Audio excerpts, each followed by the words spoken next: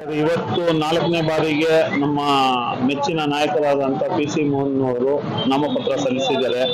ಇವತ್ತೇ ವಿಜಯೋತ್ಸವನ ನಾವು ಆಚರಿಸ್ತಾ ಇದ್ದೀವಿ.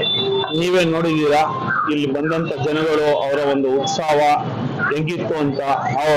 ಇಲ್ಲಿ ಎಷ್ಟು ನಾಯಕರುಗಳು ಬಂದಿದ್ರು, ಇವತ್ತು ಸೇರಿದಂತ ಜನರು ಎಲ್ರಿಗೂ ಒಂದು ಹುಮ್ಮಸ್ಸಿದೆ.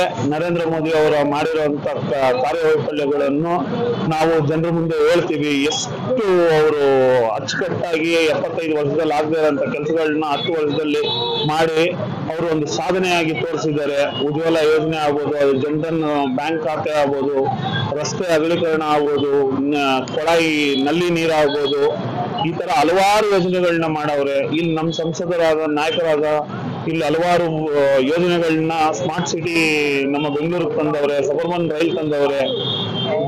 ಬಡ ಕುಟುಂಬದವರು ದಿನನಿತ್ಯ ಹೋಗಿ ಆಸ್ಪತ್ರೆಯಲ್ಲಿ ತೋರಿಸುವಂತ ವ್ಯವಸ್ಥಿತ ಇರುವಂತ ಜಾಗಕ್ಕೂ ಸರ್ಕಾರಿ ಆಸ್ಪತ್ರೆಗೆ ಅವರ ಅನುದಾನವನ್ನ ಕೊಟ್ಟು ಈ ತರ ಅವರ ಒಂದು ಅನುದಾನವನ್ನ ಉಪಯೋಗ ಆಗುವಂತ ವಿಚಾರದಲ್ಲಿ ಆಲೋಚನೆ ಮಾಡಿ ಅದನ್ನ ಕೊಟ್ಟಿದ್ದಾರೆ. ಎರಡನೇ ಮಾತಿಲ್ಲ, ನಾವು 4ನೇ ಬಾರಿ ಗೆಲ್ತೀವಿ. ಮುಂದಿನ ದಿನಗಳಲ್ಲಿ ನಮ್ಮ ನಾಯಕರಾದ ಪಿ.ಸಿ. ಮೋಹನ್ ಅವರು ಮಂತ್ರಿಗಳಾಯ್ತಾರೆ, ಇದರಲ್ಲಿ ಯಾವುದೇ ಅನುಮಾನ ಇಲ್ಲ. ಜನರ ಜೊತೆ ನಾಯಕರು ಇದ್ದಾರೆ. ಎಲ್ಲಾ ಸಮುದಾಯ ಸಂಘ ಸಂಸ್ಥೆಗಳೆಲ್ಲ ನಮ್ಮ ನಾಯಕರ ಜೊತೆ ಇದ್ದಾರೆ. ಬೋಲೋ ಭಾರತ್ ಮಾತಾ ಕಿ ಜೈ. ಕಾಂಗ್ರೆಸ್ ಗ್ಯಾರಂಟಿ ನೋಡ್ರಿ, ನೀವೇ ಇವಾಗ ನಿಮ್ಮ ಮನೆಯಲ್ಲೇ ಅಕ್ಕಪಕ್ಕ ಹೋಗಿ ಕೇಳ್ಕೊಳ್ಳಿ. ಒಬ್ಬರಿಗೆ ಬಂದ್ರೆ 9 ಜನಕ್ಕೆ ಬರ್ಲಿಲ್ಲ, ಏನ್ ಮಾಡ್ತೀರಾ?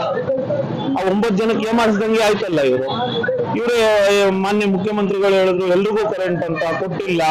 ಇದೆಲ್ಲ ಇದೆ ಸರ್, ಜನ ಕೂಡ ಬಹಳ ತಿಳುವಳಿಕೆ ಇದೆ, ಎಲ್ಲ ನೋಡ್ತಾವ್ರೆ ನಮ್ಮನ್ನು ಯಾವ ರೀತಿ ಮಾಡಿಸಿದ್ದಾರೆ ಅನ್ಬಿಟ್ಟು ಎಲ್ಲ ನೋಡ್ತಾವ್ರೆ. ಖಂಡಿತವಾಗೂ ಸರ್, ಮೈತ್ರಿ ಆಗಿರೋದು ಒಳ್ಳೇದೇ ಆಗುತ್ತೆ ನಮಗೆ. ಅವರ ಒಂದು ಬಲ ಕೆಲವು ಕ್ಷೇತ್ರಗಳಲ್ಲಿ ಇದೆ, ಆ ಕ್ಷೇತ್ರಗಳಲ್ಲಿ ನಾವು ಕೂಡ ಅವ್ರ ಜೊತೆ ಸೇರಿ ವಿಜಯ ಪಟಾಕಿಯನ್ನು ಹಾರಿಸ್ತೀವಿ.